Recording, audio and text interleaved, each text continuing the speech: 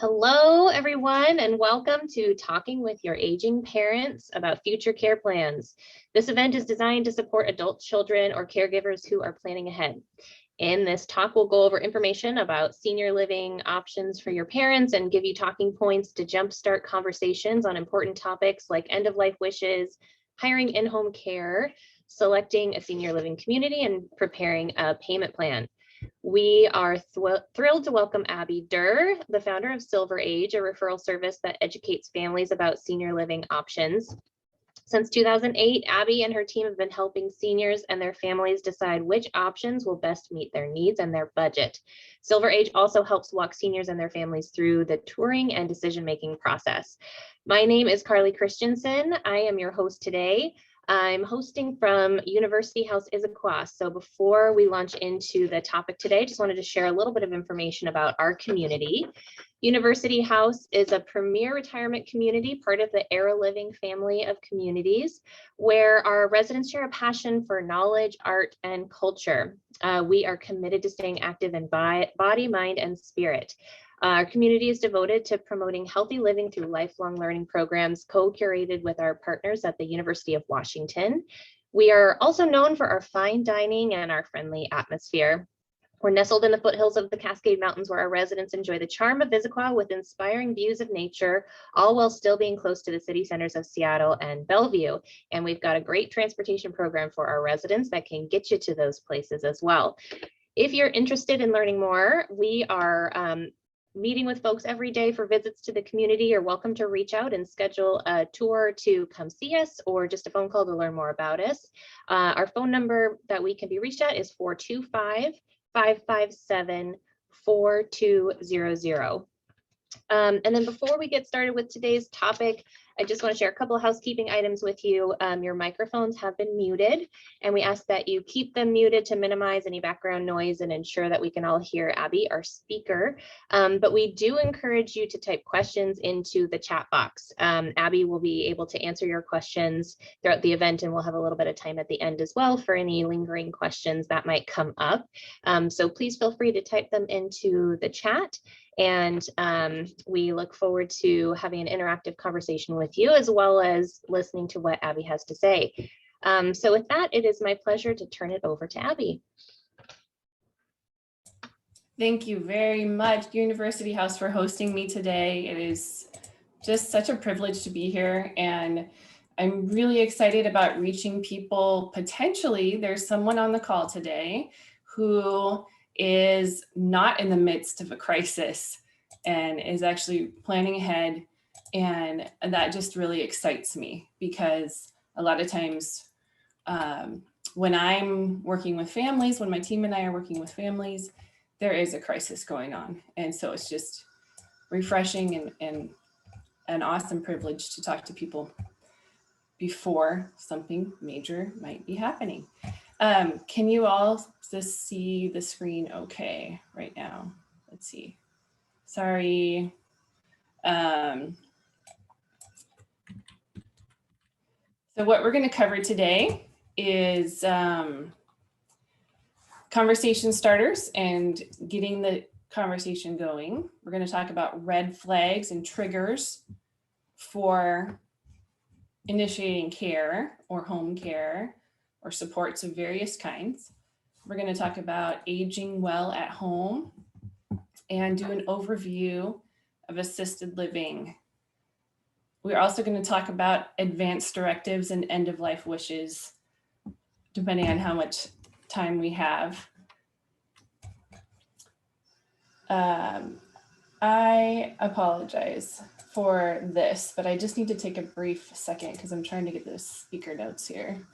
No problem, Abby. What's that? No problem, Abby. Okay, thanks.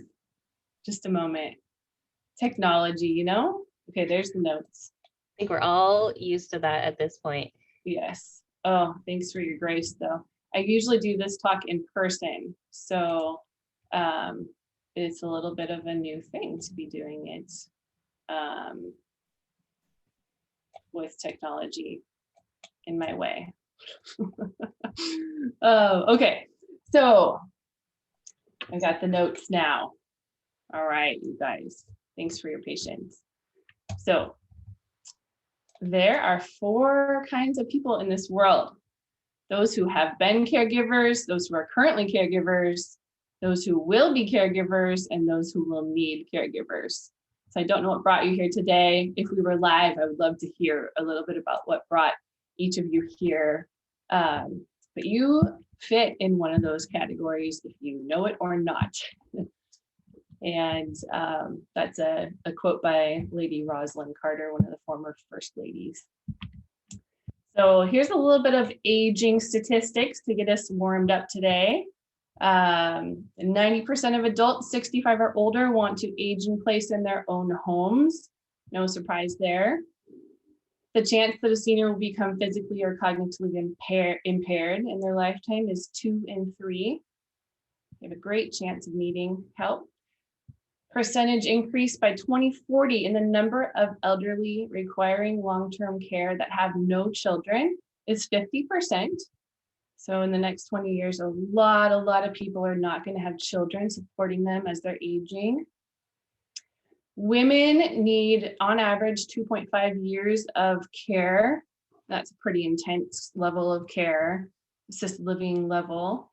Males need an average of 1.5 years. And Washington has the 7th highest life expectancy of all the states in the United States at 80 years and 2. Those are kind of some fun statistics to get us going.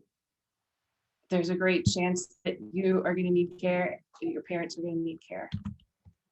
Here's a really interesting graph that I wanted to share with you from the US Census Bureau. For the first time in US history, adults are projected to outnumber children by 2034. We are doing a crisscross for the first time in our history, which is just very interesting. For some people in the field, I think it makes a feeling of panic. How are we going to handle this? We're already struggling with caregiver shortages, and we've seen how the system handles stress. This last year with COVID, we've seen how some places and communities and people serving seniors have risen to the occasion. And we've seen how some have been really stressed by that. I like to look at this as a great opportunity. It's going to be a great challenge, but it's a great opportunity as well for the whole industry to get really creative and to do things differently. And I'm hopeful. It's a good place to stay hopeful. Important to stay hopeful. So one of the things we're focusing on here today is talking to our aging parents. And most of you have probably already been talking about it. But here's a good kind of general rule of thumb. It's when you're 40 and your parents are roughly 60 to 70. That's a good time to start. I'm imagining people are older than 40 here for the most part. I mean, that'd be awesome if we had some, but most people are just not thinking about this until something actually happens. But a great rule of thumb is to bring it up indirectly when you're first bringing up topics that are uncomfortable. It's really sensitive to talk about, for example, moving out of your home. Bringing in-home care can even be a really sensitive topic. There can be just defensiveness. Bring things up indirectly. So news topics are a great thing. Wow, I heard this story about University House Issaquah, and they were doing this really great, cool event. What do you think? Well, should we go? Or my coworker said her mom moved she just helped her mom move to University House, and she's loving it. What do you think about that? Would you ever consider something like that?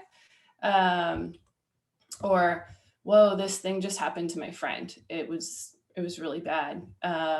It sounds really stressful and hard. What would you do if you were in their shoes? So bringing things up indirectly is a great strategy when you're first talking. And consider in the beginning, things are normal. You don't have to get a big family gathering and get all the siblings together and plan this big formal thing. Staying casual and considering one-on-one talking in the beginning is just really a good thing to do then they won't feel like they're being ganged up on. And you can just keep it fun and casual. It's talking about what they're hoping for and what they're wishing for. And you can even have fun while you're talking and connecting. So build rapport, collect information. If things are kind of progressed along, your parents are, mid 70s, 80s, I would really suggest, if you haven't yet, to actually set a date and be strategic about this. It's not that people don't want to talk about these subjects. It's just that life on a day-to-day is just, sometimes it's just survival. Sometimes it's just getting through the day. And this topic, unless there's something going on, a lot of times it's not urgent. And so you have to be a little bit deliberate to set a time and date and talk about some things and be intentional. Now, ideally, your parent would be coming to you, or your friend, not just a parent. It could be your friend that you're here for today.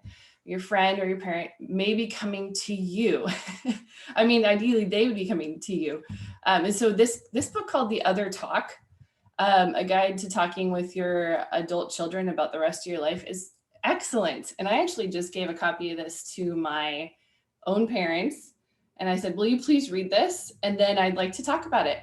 And it was just kind of book club idea, but it's been really great for me and my parents to just get the conversation going and really start talking about some really important things. And they've really appreciated that. And it's been empowering for them to be the initiators and to feel like it's not just me, this is it's their life after all, right? It's their life. And so then if you do have a date set, give your parents a list of questions to discuss.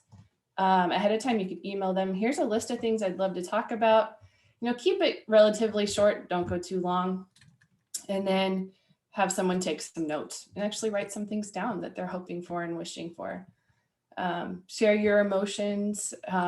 Use a lot of I statements. This is important to me. I'll get more into that in a second. And then give it time. Don't expect to solve anything really. Especially in the first few conversations. And really your goal is never really just solving something. This is not solving a problem. This is helping people plan and prepare. And so check your motives, and we'll talk more about what are a good frame of mind in a minute. So a really good thing for first conversation or 2 or 3 or 4, if you haven't talked about it yet, good thing to talk about is the support team. So who will be those people that you want supporting you, Mom? Who do you want coming in to check on you? Who do you want to actually do the personal intimate care? Who do you want to do bill paying for you if you couldn't pay your bills? Talk to them about who's actually available and able and has the appropriate skills, who in their life could do these things for them. It's not always children. Sometimes there aren't children. It's going to be friends. It's going to be community members. It's going to be just a community of people coming around. And then think about, okay, I've identified that person. What role could they really play? Who could be that leader, pack leader? If I really was incapacitated, who could really take over my finances, my medical decisions? Who could be a really good researcher for services? And who's going to be the actual caregivers? What not to say. So why don't you blah, blah, blah. You need to, what you really should do is, like I keep telling you, you obviously should. When are you going to? You hear how that sounds? It's just like such a terrible tone to it. There's a lot of yous in there. That's why those I statements are so much better. So don't do that. And then here are some phrasing examples that are much better. Tell me the best and the worst thing about keeping up with your bills. I really care about you. I'd like to make sure I understand what you've been feeling about not driving at night anymore. I see that you almost fell on those old steps. Is that happening a lot? I want what's best for you and makes you happy. That's why I'm curious. What would you like to see happen if you couldn't climb those stairs anymore? How are you feeling about Mrs. Smith moving away, your next door neighbor? Would you ever want to do that? Would you ever want to move? Just kind of those are examples there. Key areas to focus on if you haven't talked about any of these things. It's just kind of, it's going to be lots of conversations. It's going to be over lots of time. Ideally, it's over lots of time. Something hasn't happened yet. You're not in a rush. You have time to chip away at these subjects with your parents, connect with them, build rapport with them. But here are some areas that you can make sure that you're talking about. Where do you want to live? This is a great one. I've been having some really fun conversations with my parents about this lately.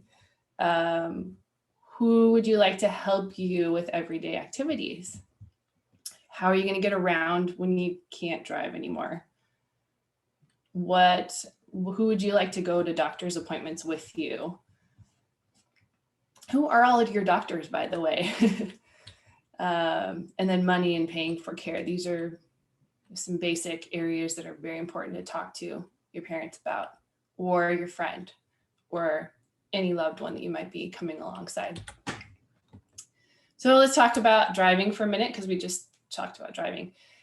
Very unfortunately, my own grandmother, I have a grandmother that's still alive. The other day, she hit a pedestrian, and it was pretty traumatizing for everybody involved. Luckily, the person did not get hurt. It's like they rolled over her windshield, rolled over the top of her car, but oh my goodness, it was scary. So I'll get back to that. Here are some warning signs for unsafe driving. Delayed response to unexpected situations, becoming easily distracted while driving, a decrease in confidence while driving, having difficulty moving into different lanes, hitting curbs, getting scrapes or dents on the car, having frequent close calls, or driving too fast or too slow for the road conditions. Here's what is recommended. It was actually recommended in the book, The Other Talk, that I just mentioned, and just a really good idea in general.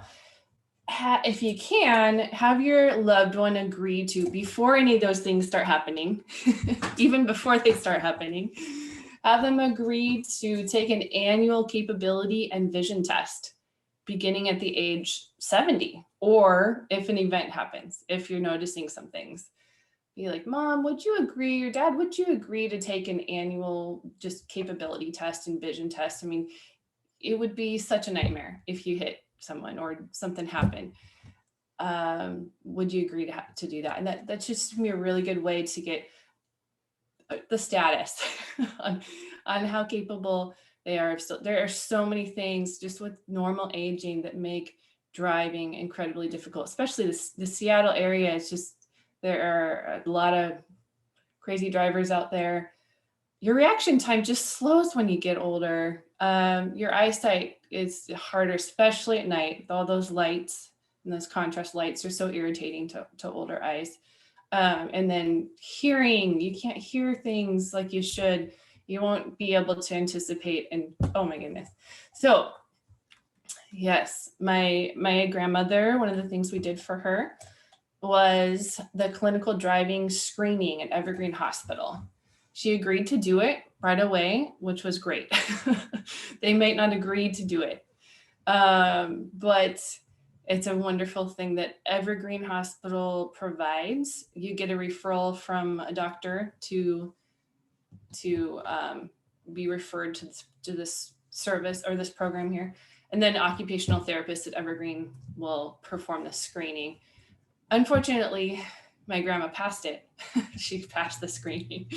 But this is a really good thing to do. And what we've gotten her to do is to agree to do this every year. She's agreed to do it. So, or if something again happens, I mean, it's going to be the last straw really soon with what has already happened with my grandma. But anyways, the AARP also has a driver safety refresher course, and you can get insurance discounts if you pass it when you're older and you're a really good driver. anyways, there's some good things there. Anticipate some resistance with any of the subjects that we've talked about. Resistance is just totally expected. Your goals and your parents' goals are often just in their later life really different. They really value independence, really value just the freedom to do things and their home and their comforts, and you're just like worried and anxious sometimes and just have an agenda, and it's just totally different than what they're thinking about in that's the time in their life. So validate your parents' feelings. Definitely validating feelings is something that just will instantly let the guard down. I really understand how you're feeling about that. Find out about community resources. Something you can do if you're feeling anxious, like what could I do? Start doing some research, start finding out about things. Involve other people. Maybe you want to talk to some people that know them really well, and just continue with the information gathering, talk to their neighbors, talk to their community members, long-term friends, if you can get a hold of them. And you know, it's just because you're concerned, you're wanting to get their take on things. I think that they would appreciate that sometimes, and you can do some brainstorming with other people that know them really well. And be prepared to let your parents make their own choices, even if you disagree with them. It's their life, and if they have capacity to do that, sometimes you're going to have to let them make those decisions, and it might be a little risky or a little unsafe, but safety is maybe not their top priority. But sometimes you do need to intervene, and we'll talk about that more in a minute. So dementia, I just want to talk about dementia for a minute. With typical aging, you know, making a bad decision once in a while is expected. Actually, that's expected at any age. Hello. Missing a monthly payment, that can happen to anybody. Forgetting what day it is and then remembering later. It can happen to anybody, especially if you're retired and you're not working every day. Of course, you're gonna once in a while forget what day of the week it is. Hopefully you will. Sometimes forgetting a word or a name, but then recalling it later, totally normal. Or losing things from time to time. I am so thankful I have Tile on my keys. Do you guys know about Tile? You get to, like, from your phone, call your keys, and they beep for you. Oh, it's a lifesaver. So I'm already in this category of losing things. So sorry, I went there. Alzheimer's, on the other hand, is poor judgment and decision making, especially if it's like they were usually really on top of it.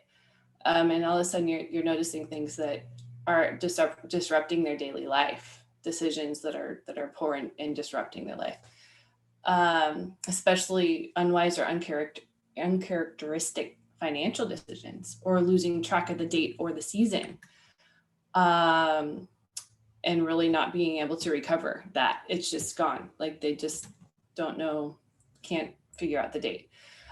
Difficult having a conversation, following a conversation is, now it depends on who you're talking to, because sometimes it is hard to follow a conversation, but if that's constantly happening a lot, that's a sign. Or misplacing things and then having an inability to trace their steps is not a normal sign. The Alzheimer's Association has the 10 signs of Alzheimer's, and so much awesome information. If this is anything related to your parent, go to the Alzheimer's Association to start learning.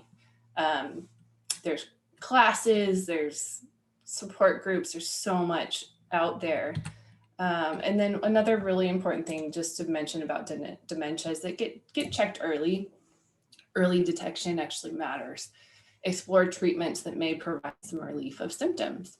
It'll help you maintain a level of independence longer, possibly. It'll help you anticipate needs.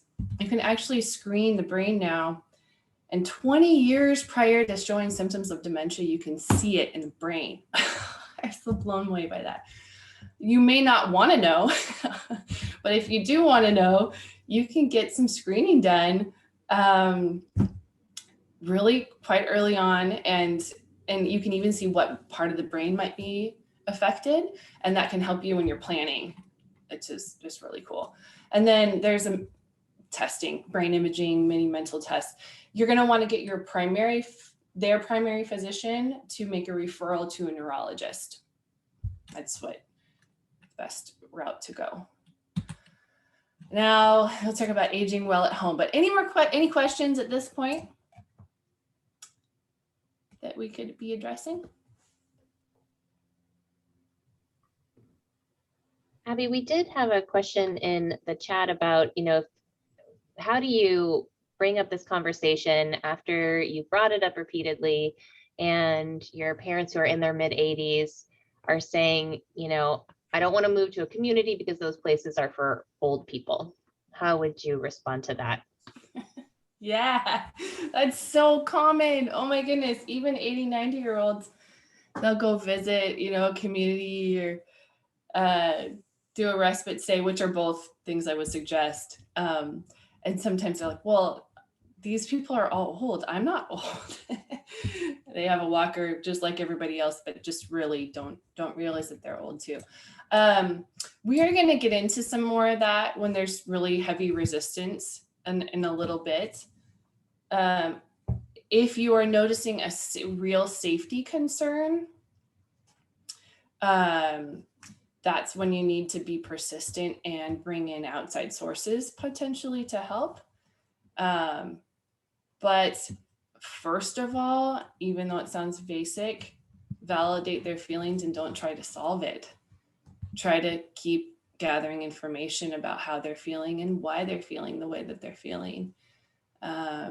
And just don't give up. I think that it's a great point. What do you do when you've already brought it up? And then you can have someone else bring it up, like a close friend of theirs or community member, someone else that knows them really well. Sometimes you're not the best person. You could have an estranged relationship, or you could just have a strange relationship. But sometimes someone else can be a really powerful person to come alongside them and talk to them about that. We're going to get more into this later. Thank you for that question, and I'll continue talking about that in a little bit.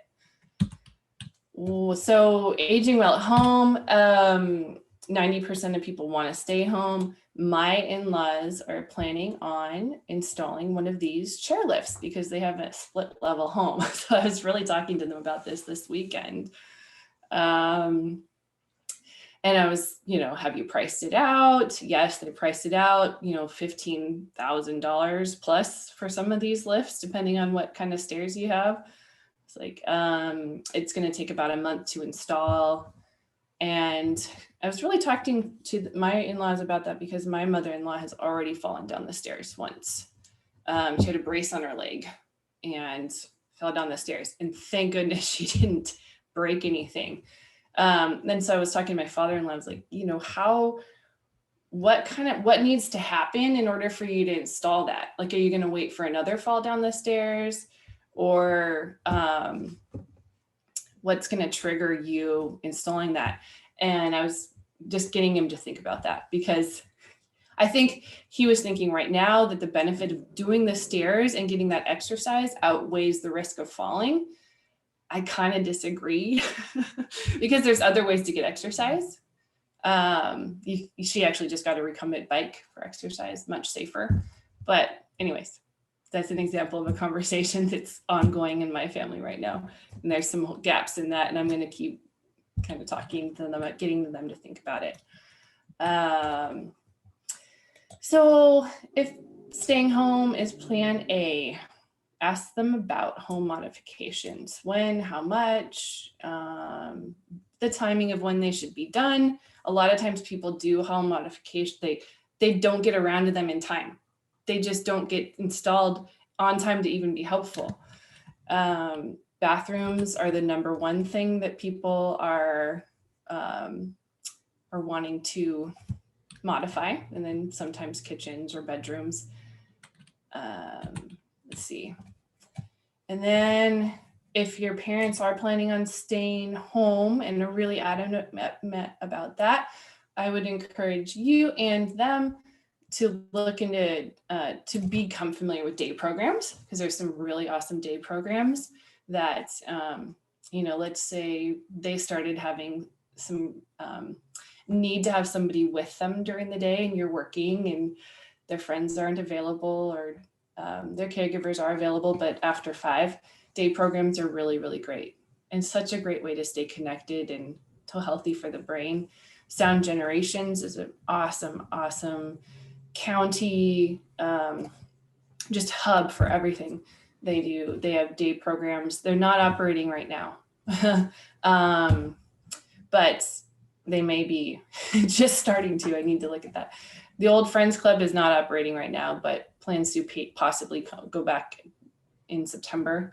There's one in Bellevue called Elder and Adult Day Services. And you can find a list of all the Washington State adult day programs right here at carewashington.org. And then typically this is kind of the monthly.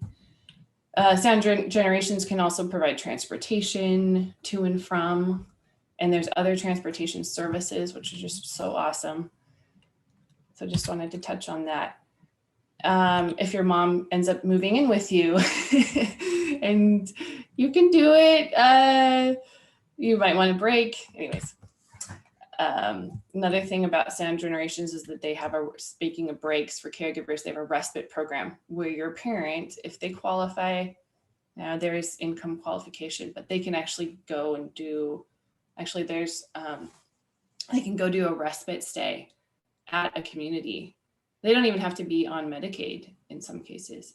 They can go do a respite stay. If you're an unpaid caregiver and you have to go through a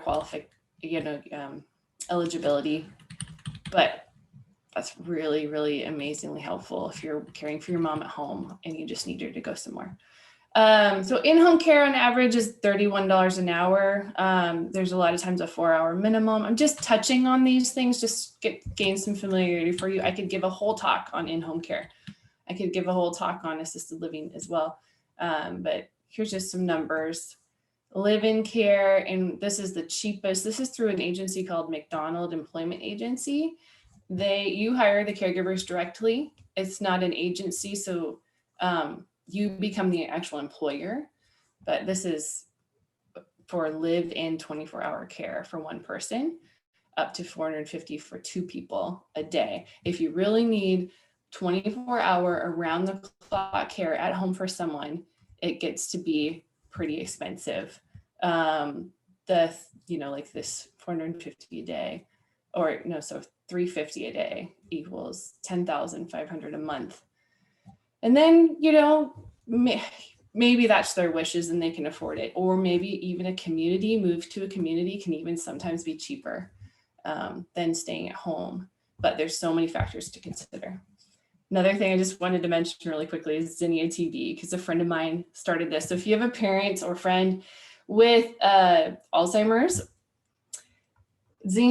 check out Zinnia TV. It's just this really awesome, it's programming, it's TV programming. It's, people with dementia, watching the news can be so anxiety causing for them. Or watching regular TV, it's just so fast moving and it can not be calming at all. But this is actually TV channels for people with dementia. It also has coaches you through getting ready for bed. Like you watch a video and you watch it with your person with dementia, and they're like, okay, I'm ready for bed now after watching the video, or they're ready for brushing their teeth. Or anyways, it's a tool. It's a caregiving tool. It's absolutely incredible. And it was born out of my friend, Allison Schreier. Her husband had frontal temporal lobe dementia, early onset. And this was her gift to the world after going through a really hard journey with her husband. And I know she would be totally okay with me sharing that, because this is so cool. And she's promoting Zinnia TV right now. My own grandmother stayed at home. And just a note about staying home through this own story of my sweet grandma here, Grandma Ruth. She had something called progressive supranuclear palsy. And we thought it was Parkinson's. For many years, we had a misdiagnosis going on. But we went through the progression of how it started for her was falls. And a lot of times for people, falling is one of the first things that kind of starts happening, and that can be really dangerous. But for a number of years, 5 years, she was at home, but had falls, and then had started having family members and grandchildren and friends coming in and checking in on her. All of a sudden, we didn't want her to be alone for more than 1 or 2 hours. So we started bringing in actually an outside caregiver. And with the progression, it progressed to where she needed to be fed, and then eventually moved in with a daughter that lived actually on the same street. And for the last year of her life, she lived with a daughter. And it worked out. We had a caregiver, even though she was living at my mom's house, she had a caregiver coming in. And then I would come in and do stuff with her, and it was just a team effort. She's got 5 daughters and 21 grandkids. But I mean, we had to recruit a lot of people helping. And I'm just mentioning this story because when someone is, adamant about staying home and really wanting to stay home, just help them realize that maybe through conversations gently, you can help them realize it's going to take a village. In some cases, it might not always, but it can take a lot of people, a lot of energy, a lot of rallying around that person to help them stay home. So if home becomes no longer possible, do some assisted living research. University House has some really cool events coming up. They have some outdoor, like happy hour events coming up. At various locations, Air Living locations. Just take your loved one. Just start getting familiar with some of these communities, and try to just, one strategy would be like, I'm not trying to get you to move there. Like, let's go just take advantage of it and have fun and meet some people, get familiar with a community. Maybe you will never move to a community, but let's get familiar. Another thing I would suggest, it's not listed here, but is get on some wait lists, because communities are actually pretty full a lot of the times, and getting on a wait list, just make sure that your choice stays open. You get on the wait list, and it's fully refundable, by the way, if you change your mind, or it can go toward the first month's rent. And they can call you and say, hey, you're first on the list now. You want to take advantage, you want to move in now, and you can be like, no, not now. But at least you have that door open. So it's pretty cool. And really peace of mind. Imagine if you visited 2 or 3 places and you kind of had your plan, top 2 or 3 that you were like, hey, these are great. And then, that would not feel good to just kind of have that done. Another thing you could do is do a respite stay at communities. Now, I think that you can do a respite stay. You'll get assessed, and you go through all the kind of move-in process that you would for moving in, but you can stay for up to 30 days at a community and really get a feel for how it is. And then it's not permanent feeling, not like you're moving in, but you're really getting a real true experience of what it's like to be at a community. So respite stays are an awesome thing to keep in mind. If you're comparing assisted living communities, a disclosure of services is a document that all assisted livings and even adult family homes have. And it's a great way to compare apples to apples, because each assisted living is different. They all have, some are really on the higher level of care model. Some are really on the lighter level of care model, more active and independent, and that's really their focus. But the disclosure of service document outlines specifically in their licensing how they're set up to take care of people. So can they do pureed food? Yes or no? Will they do insulin injections? Yes or no? Can they transfer someone if they require 2 people to lift them? Yes or no? Great to gather those from your top 2 or 3 places and really look through that and make sure that the needs are matching up with that. And the community will also be able to talk to you about your loved one. And the community marketing people are such a resource. Oh man, you know, you just mentioned resistance and you brought it up, and call a community and brainstorm with them. They're such a resource. Another thing would be Sound Generations, the county resource I was telling you about. They have a tour checklist, which is really great on their website. So if you're considering checking places out, you could just print that out and use that. A word of caution about research in advance for your parent or your friend. Be careful not to come at them armed with information. You might go visit 2 or 3 places and be really excited about them, and then just kind of like attack them with the information and totally overwhelm them and freak them out. So a good thing to do is get their permission first. Like, hey, do you want me to do some research for you?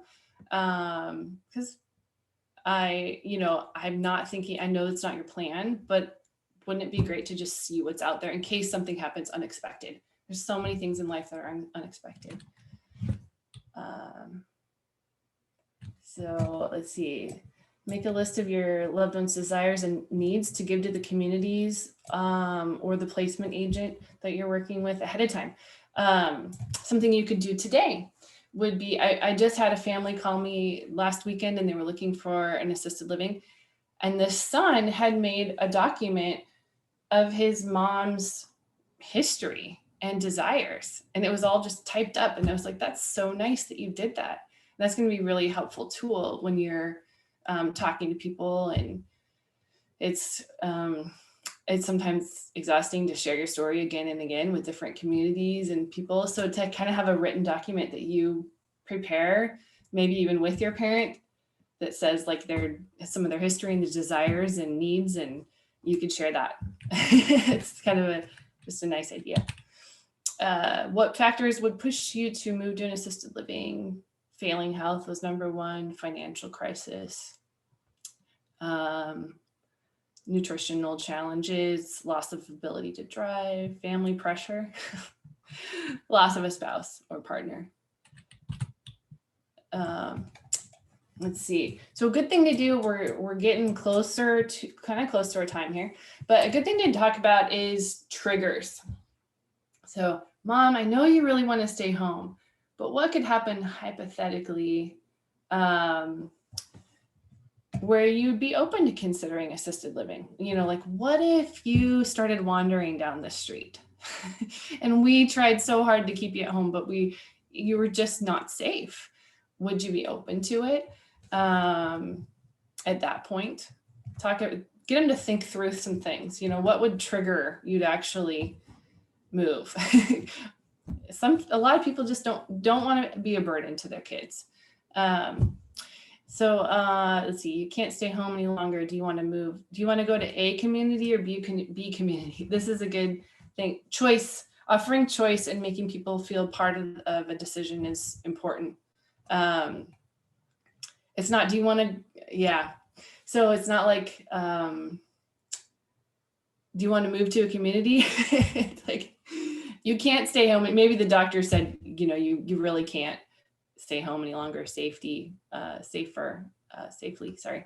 Do you want to go to A or B? Do you want to go to University House? That one, you know, was really nice. Or do you want to go to the other one? That one wasn't as nice. So anyways, choice, bringing your parent into the conversation and into the choices is really, really important. But also keep in mind that even if you're an appointed guardian, you can't move someone into assisted living against their will. There was a case that went all the way to the Supreme Court, Risa Rabin, who was a social worker versus DSHS. She was a state appointed guardian. Interesting case to read about. It can't be against someone's will. You know, power attorneys just like, I'm going to plop them there and they don't want to go there. You can't, that's illegal. So there needs to be strategies. And here's some things to, I'm going to skip forward. I'm going to skip this one because I really want to talk about this with you. When someone's really resistant, what do you do? So fees for assisted living, I'm going to get back to that. So community fees there's a community fee, one-time fee. Studio apartments starting in the $3,000 range is the most affordable around. And then care is assessed individually on top of the base rate. This University House has some great apartments available right now, which is really cool. And Genworth says that the average single person in assisted living, when you put the base rate and add the care that they need, it's about $5,750, according to Genworth for 2021. So just good to kind of keep that in mind if you're looking at assisted living, and then think about, okay, could my loved one do that for 2 years or 5 years or 10 years? You know, help them think through, how long could you do that for?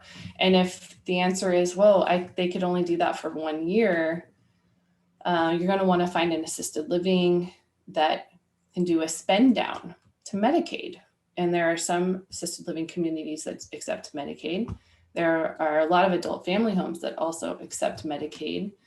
And it could be really good to work with someone like me to help you find, if you're looking for Medicaid, because there are fewer choices and more things to consider. It can be hard to find the right place for a Medicaid spend down situation, or if your loved one's already on Medicaid, talk to Sound Generations. They're a great place to start. Or if they're just about to apply for Medicaid, talk to Sound Generations, and then maybe call someone like me or someone like that can help you find a place. But start with those free resources. There are some really great free resources and help with the application and all that. So yeah, Medicaid, there's just so much you talk about, but I'm running out of time. So anyways, with applying for Medicaid, the answer is not only just an elder law attorney. And this is my point here. There are a lot of different resources for helping people when they're applying for Medicaid. Even employment assistance programs are helping sometimes. Senior centers, primary care physicians sometimes have social workers that can help with this. Just awesome. And I got some of this information refreshed in my mind from Karen Tyfor, who I was talking to. And speaking of Karen Tyfor, this is all coming together. You're going to see, just wait. So if there really are some triggers happening, there are really some red flags going on, hence the burning stove here happening. You're escalating towards a crisis. Getting back to that question that was answered, there is something called, so there's a lot of different things that you can, resources you can tap into. One is called the Geriatric Regional Assessment Team, the GRAT team. It's back. For a while it had closed down, but now it's back. This is a federally funded program. They help, you know, all you have to be as an adult that's 55 and over, living in King County, experiencing cognitive, behavioral, mental health, or substance abuse issues, living in an unhealthy environment, at risk of losing your housing, or at risk of hospitalization. And if any of these things are going on with one of your neighbors or someone you know, like their family just doesn't know what to do, you can contact the GRAT team. And actually Sound Generations would be your first call. Call them, they'll hook you up with the GRAT team. Amazing, amazing resource. And look at what they say. I mean, just listen to this. GRAT offers outreach, comprehensive assessment, early intervention for adults who are escalating towards a crisis. Our team of experienced clinicians provides outreach to older adults 55 and over who've been referred by family and friends or who are concerned by their safety and well-being. The heart of GRAT is engaging with an elder, learning about their health and support needs, their strengths, their difficulties, their day-to-day functioning, and what they care about most. GRAT helps connect older adults and loved ones with community resources for stabilization.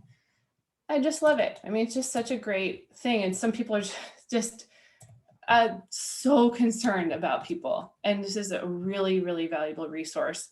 Trained, just absolute trained experts, social workers will come.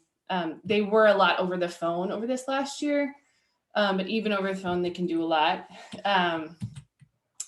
And sometimes they'll do things, and I think they're starting to more in person. Adult protective services is also another really important thing to keep in mind if someone's really in danger to themselves. And let's see, you can have varied responses depending on kind of who you get, but King County has a self-neglect team and they have a financial exploitation team, which is pretty cool that they have that the specialties there. And they can assess decisional capability. And Karen Tyfor is actually one of the people that assesses decisional capability. Here she is right here. This lovely, lovely person that goes out and does that. It works with adult protective services or just does it privately. Incredible licensed mental health, social worker, geriatric specialty, mental health specialist. Incredible with those mental health things that are going on with people.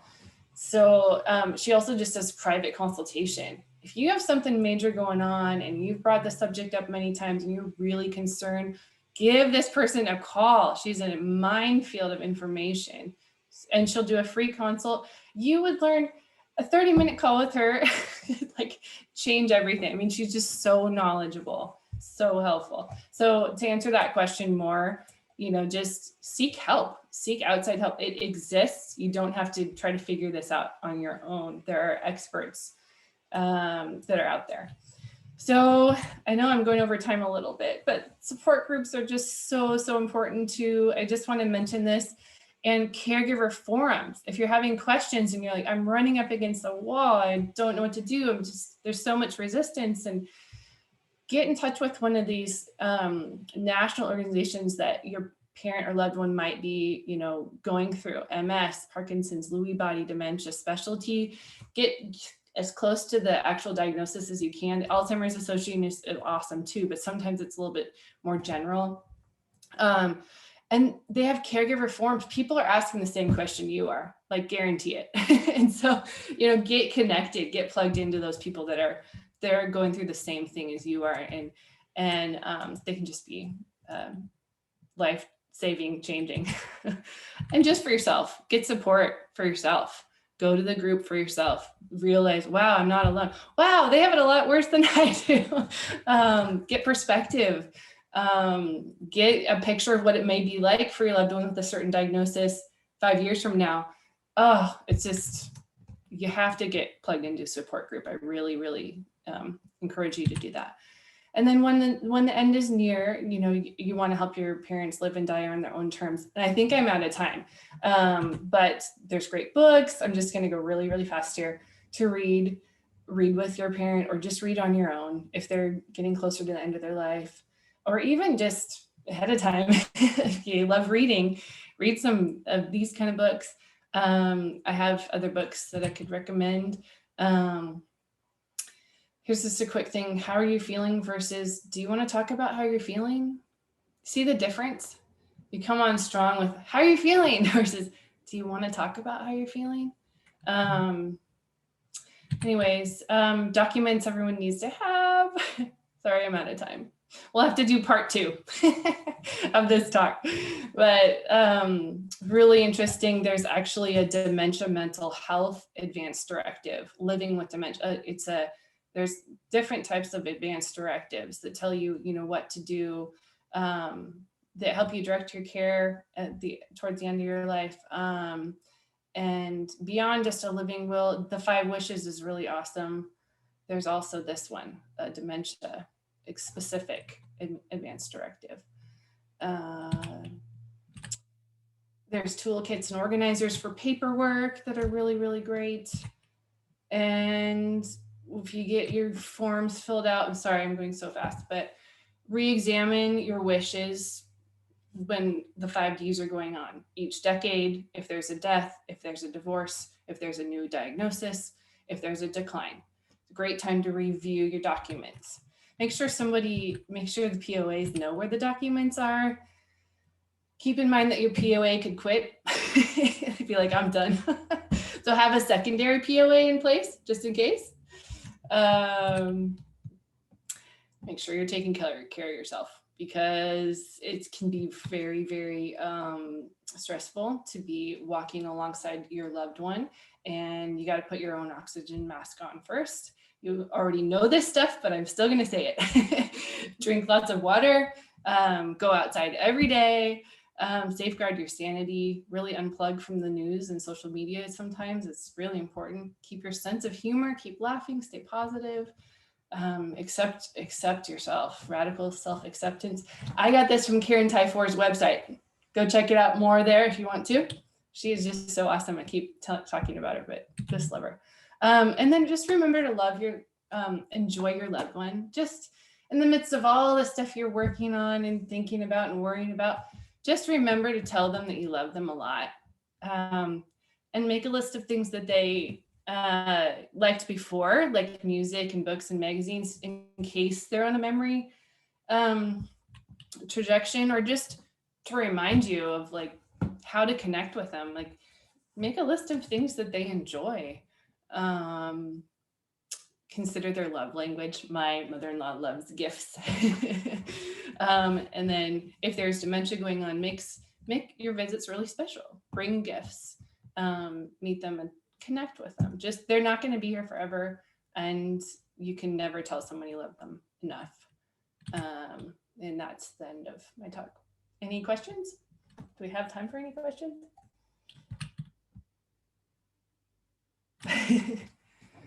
Thank you so much. I can't hear you, by the way.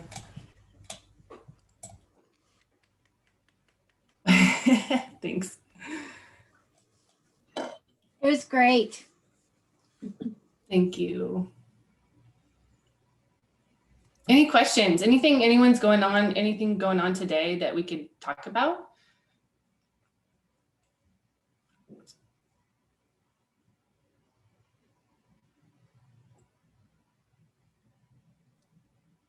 Well, And a reminder, if anyone wants to unmute themselves to ask Abby a question, just go click on your microphone in the corner and unmute yourself.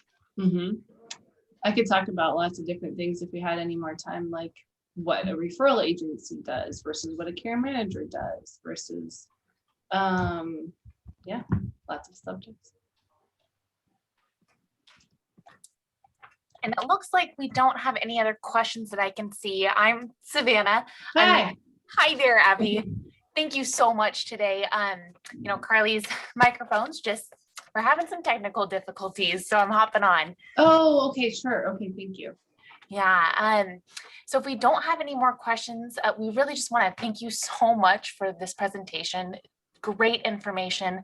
If you do have any follow-up questions that we didn't get to ask today, feel free to email those to us, and then we can pass them along to you, Abby. But thank you so much again. We'll also be emailing everybody an evaluation form. And so we'd love to hear any feedback that you have. Any suggestions for future presentations would be great. But then again, if you do have more questions about University House Issaquah specifically, you can either reply to the email we'll be sending you, or you can give us a call. So our phone number again is 425-557-4200.